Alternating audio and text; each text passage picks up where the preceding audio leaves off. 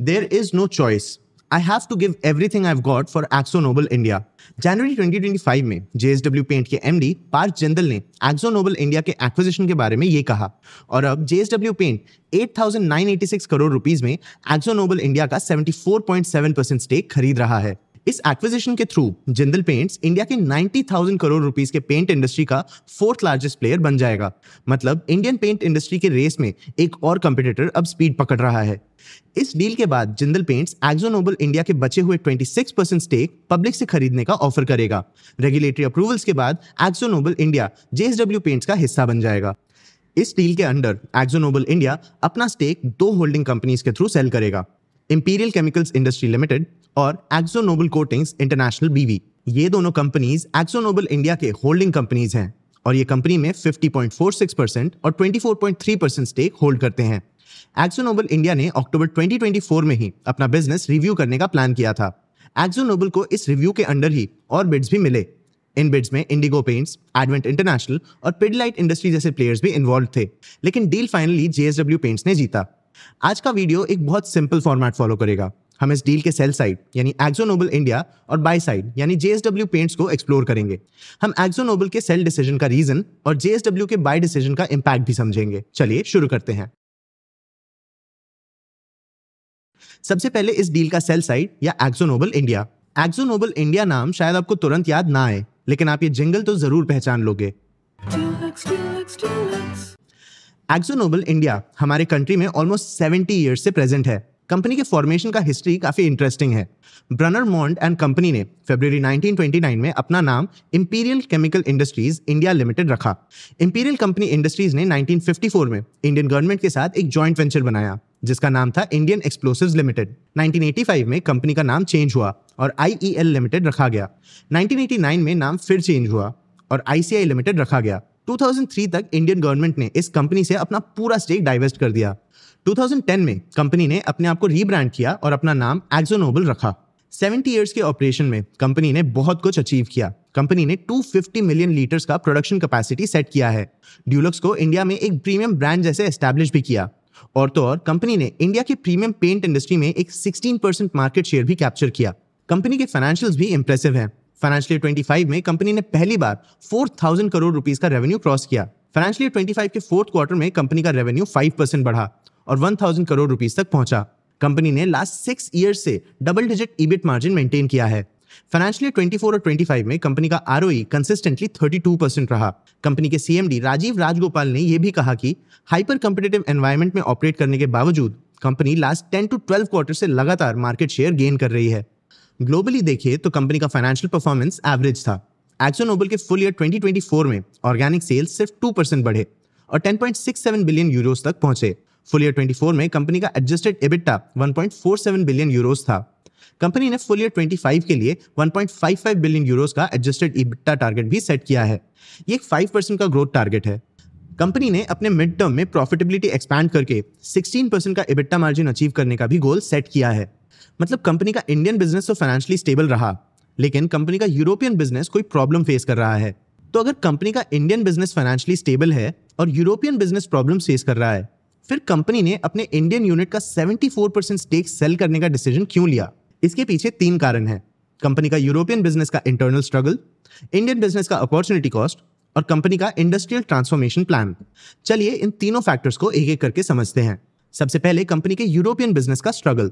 Company के global business operation में कुछ डीप सेट इश्यूज हैं। सितंबर 2024 में AkzoNobel ने अपने ग्लोबल वर्कफोर्स से 2,000 जॉब्स कट करने का प्लान अनाउंस किया।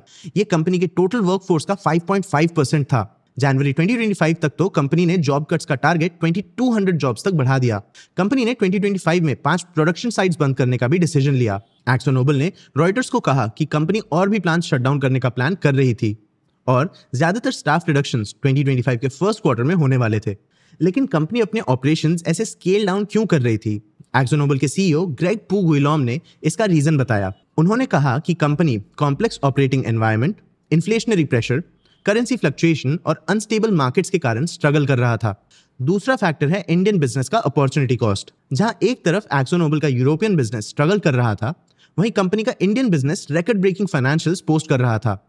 लेकिन AkzoNobel इंडिया का स्ट्रॉन्ग ऑपरेशन भी एक लूजिंग बैटल था। कंपनी का फाइनेंशियल परफॉर्मेंस कंसिस्टेंट भी था और ये इंप्रूव भी हो रहा था। लेकिन Akzo Nobel India paint industry के हाईली कम्पिटिटिव मार्केट में बस 7.4% मार्केट शेयर कंट्रोल करता है।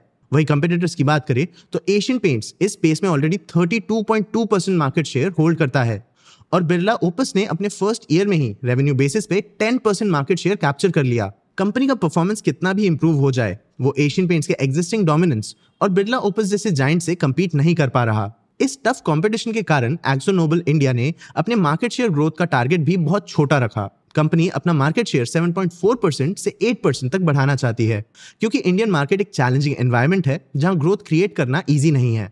इस स्पेस में ऑपरेट करना एक हाई कॉस्ट बैटल बन जाता है, जिसका कंपनी के रिसोर्सेज पे नेगेटिव इंपैक्ट हो सकता है। थर्ड एस्पेक्ट है कंपनी का इंडस्ट्रियल ट्रांसफॉर्मेशन प्लान। कंपनी ने 2024 में अपना इंडस्ट्रियल ट्रांसफॉर्मेशन प्लान अनाउंस किया। इस प्लान के अंडर कंपनी कॉस्ट कटिंग के थ्रू 2027 तक 250 मिलियन यूरो के बेनिफिट्स अनलॉक करना चाहती है। एक्जो नोबेल इंडिया का स्टेक सेल इस ट्रांसफॉर्मेशन प्लान का हिस्सा हो सकता है।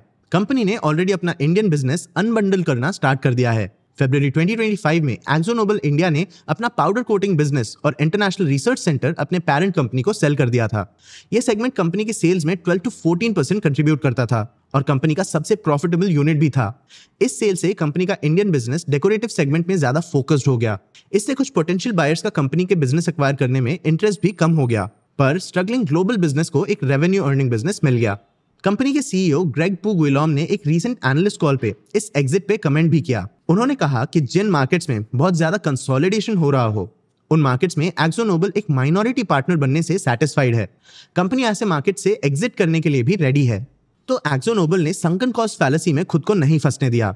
उन्होंने रियलाइज किया कि उनके इंडियन बिजनेस का परफॉर्मेंस अच्छा तो है, लेकिन उनके पास मार्केट में कंट्रोल नहीं है और इस बिजनेस को ऑपरेट करने के लिए जो फंड्स यूज हो रहे थे, उनका यूज उनके यूरोपियन बिजनेस को सस्टेन करने में बेटर यूज हो सकता था। इसलिए कंपनी ने अपने 70 इयर्स के लेगेसी और उससे जुड़े ब्रांड में अपना स्टेक सेल किया। कंपनी के लेगेसी के कारण उन्हें अच्छा वैल्यूएशन भी मिला। तो इस स्टेक सेल से रिलीज फंड्स कंपनी अपने यूरोपियन बिजनेस के रिवाइवल में शायद स्पेंड कर सकती है। अब ये तो था डील का सेल साइड या एक्जो नोबेल इंडिया का पर्सपेक्टिव। चलिए अब अपना फोकस डील के बाय साइड पे शिफ्ट करते हैं और जेएसडब्ल्यू पेंट्स का पर्सपेक्टिव समझते हैं। देखो दोस्तों, जैसा मैंने बताया, इंडिया का 90,000 करोड़ रुपीस का पेंट इंडस्ट्री हाईली कम्पिटिटिव है और इस स्पेस में नए एंट्रेंट्स को सिर्फ मार्केट फैक्टर से ही नहीं, बल्कि एक 83 ईयर ओल्ड मोनोपोली से भी डील करना पड़ता है। तो जब 2019 में जेएसडब्ल्यू पेंट्स लॉन्च हुआ, तो जेएसडब्ल्यू ग्रुप भी इन दोनों प्रॉब्लम से डील कर रहा था। इंडियन पेंट इंडस्ट्री को एशियन पेंट्स डोमिनेट कर रहा था और बर्जर और नेरोलैक सेकंड और थर्ड पोजीशन ऑक्यूपाई कर चुके थे। और फिर 2024 में सिचुएशन और टेंस हो गया। आदित्य बिरला ग्रुप के बिरला ओपस ने इंडियन पेंट इंडस्ट्री में एंट्री ली। बिरला ओपस ने एक साल के अंदर रेवेन्यू बेसिस पर पेंट इंडस्ट्री का 10% मार्केट शेयर कैप्चर कर लिया। मतलब बस एक साल में बिरला ओपस ने उतना मार्केट शेयर कैप्चर कर लिया था जितना कैप्चर करने में एक्जो नोबेल को पूरे 70 इयर्स लग गए थे। जेएसडब्ल्यू पेंट्स को इस स्पेस में इंडस्ट्री जायंट से compete करना पड़ता। एशियन पेंट्स के पास लेगेसी और रिसोर्स रिचनेस दोनों था। बर्जर और नेरोलैक इस स्पेस के सबसे अर्ली मूवर्स थे, तो इनके पास भी इंडस्ट्री डेप्थ था। बिरला ओपस के पास पेंट इंडस्ट्री में लेगेसी नहीं था, लेकिन बिरला ग्रुप की लेगेसी और रिसोर्स रिचनेस कंपनी के पेंट बिजनेस को सपोर्ट कर सकती थी। जेएसडब्ल्यू पेंट के पास ऐसा कोई एडवांटेज नहीं था। कंपनी के स्टील और पावर हिस्ट्री के कारण इसने इंडस्ट्रियल कोटिंग सेक्शन में एंटर किया, लेकिन अपने एस्टैब्लिशमेंट के 6 इयर्स में भी कंपनी का पोजीशन इंडियन पेंट इंडस्ट्री के मेजर प्लेयर्स में नहीं आया। एशियन पेंट्स और बिरला ओपस की तरफ जेएसडब्ल्यू पेंट्स के पास भी ग्रुप बैकिंग था। कंपनी के पास कैपिटल और B2B स्केलेबिलिटी भी था, लेकिन कंपनी के ऑफरिंग्स में 3 वीकनेसेस भी थे। इंडस्ट्रियल कोटिंग सेगमेंट में होने के कारण कंपनी का प्रोडक्ट एक कमोडिटी बन गया। कमोडिटीज में ज्यादा मार्जिन्स नहीं होते, क्योंकि यहाँ कंपटीटर्स एग्रेसिव प्राइसिंग के थ्रू इंडस्ट्री प्राइसेस कम कर देते हैं। कमोडिटीज में प्रीमियमाइजेशन का स्कोप भी इसलिए नहीं होता और कंपनी एक लो मार्जिन सेगमेंट में फंस गया। जेएसडब्ल्यू पेंट के इंडस्ट्रियल कोटिंग्स प्रोडक्ट का रिटेल कस्टमर के लिए कोई यूज नहीं था, इसलिए कंपनी का अर्बन विजिबिलिटी भी कम हो गया। इससे कंपनी के ब्रांड्स के बारे में उनके पोटेंशियल कस्टमर्स को पता ही नहीं चलता था। अपने ग्रुप के स्टील, एनर्जी, इंफ्रास्ट्रक्चर और दूसरे बिजनेसेस जैसे जेएसडब्ल्यू पेंट्स लिस्टेड नहीं है, इसलिए इसके फाइनेंशियल्स इजीली अवेलेबल नहीं होते। लेकिन हमने थोड़ा डीपर रिसर्च किया और हमें यह पता चला कि फाइनेंशियल 24 में जेएसडब्ल्यू पेंट्स ने पहली बार पॉजिटिव ऑपरेटिंग प्रॉफिट रिकॉर्ड किया। कंपनी ने फाइनेंशियल 24 में 63 करोड़ रुपीस का ऑपरेटिंग प्रॉफिट रिकॉर्ड किया था, लेकिन कंपनी का ऑपरेटिंग प्रॉफिट मार्जिन अभी भी वीक है, सिर्फ 3%। तो अगर जेएसडब्ल्यू पेंट्स फाइनेंशियली इतना वीक था, तो कंपनी ने भला एक्जो नोबेल इंडिया में स्टेक क्यों खरीदा? क्योंकि कंपनी को डेकोरेटिव पेंट इंडस्ट्री का पोटेंशियल कैप्चर करना था। डेकोरेटिव सेगमेंट में आते हैं घर में लगाने वाले अलग अलग टाइप के पेंट्स। दीवार तो पेंट होता ही है, बट फर्नीचर, विंडोज वगैरह पे भी पेंट लगता है, एंड ये डेकोरेटिव सेगमेंट में ही आते हैं। इंडस्ट्रियल पेंट सेगमेंट में ऑटोमोबाइल, मशीनरी, इक्विपमेंट्स, इलेक्ट्रॉनिक्स पे लगने वाले पेंट्स आते हैं। डेकोरेटिव सेगमेंट इंडस्ट्रियल सेगमेंट से बहुत बड़ा है। इंडिया के पेंट इंडस्ट्री का लगभग 75% डेकोरेटिव सेगमेंट है। इंडिया के पेंट इंडस्ट्री में ग्रोथ पोटेंशियल भी है। जहां डेवलप्ड इकोनॉमीज में per capita 10 kilo paint annually use होता है, इंडिया का per capita paint consumption 3.5 kilo per year है। मतलब इंडिया में पेंट का कंजम्पशन और बढ़ सकता है, और इस ग्रोथ को इंडस्ट्री प्लेयर्स कैप्चर कर सकते हैं। हमने 2 और वीडियोस में इंडिया के पेंट इंडस्ट्री का डिटेल्ड ओवरव्यू और एशियन पेंट्स और बिरला के कंपटीशन के डेवलपमेंट को कवर किया है। दोनों वीडियोस की लिंक डिस्क्रिप्शन में है, आप इन्हें भी जरूर देखना ताकि आप इंडिया के पेंट इंडस्ट्री से अप टू डेट हो जाओ। डेकोरेटिव सेगमेंट के इस मास अपील के कारण इतना तो जाहिर है, JSW पेंट्स का भी मेजर फोकस डेकोरेटिव पेंट्स पे ही होगा। एशियन पेंट्स और नेरोलैक का 85% से ज्यादा रेवेन्यू डेकोरेटिव पेंट से ही आता है। मतलब AkzoNobel इंडिया में मेजॉरिटी स्टेक के थ्रू शायद JSW पेंट्स इंडिया के डेकोरेटिव पेंट सेगमेंट में ऑपरेट करना चाहता है। तो JSW पेंट के पास ग्रुप एडवांटेज और कैपिटल होगा, और AkzoNobel के थ्रू कंपनी को एक स्ट्रॉन्ग ब्रांड और डिस्ट्रीब्यूशन नेटवर्क मिल सकता है। AkzoNobel का ड्यूलक्स JSW पेंट के लिए एक बड़ा एडवांटेज भी हो सकता है। ड्यूलक्स प्रीमियम और अल्ट्रा प्रीमियम सेगमेंट्स में ऑपरेट करता है, जहां मार्जिन्स हाई होते हैं और कस्टमर्स प्राइस सेंसिटिव नहीं होते। इस टेक परचेज के थ्रू JSW पेंट्स को 250 मिलियन लीटर्स का प्रोडक्शन कैपेसिटी तो मिल ही रहा है। साथ ही साथ कंपनी को एक 70 ईयर ओल्ड लेगेसी भी मिल रहा है। आपको क्या लगता है, क्या JSW पेंट्स का ये एक्विजिशन उसे अपने फाइनेंशियल्स इंप्रूव करने में मदद करेगा, या क्या ये एक्विजिशन कंपनी के लिए एक लायबिलिटी बन जाएगा? अपने व्यूज हमें कमेंट सेक्शन में जरूर बताना। आगे आप कौन से टॉपिक्स पे वीडियोस देखना चाहते हो, ये भी हमें कमेंट सेक्शन में जरूर बताना। अगर ये वीडियो आपको इन्फॉर्मेटिव लगा हो तो इसे लाइक और शेयर जरूर करना। ऐसे ही और वीडियोस के लिए चैनल को सब्सक्राइब भी कर लेना। आज की वीडियो के लिए इतना ही। मैं हूं आपका होस्ट देव, मिलते हैं अगले वीडियो में।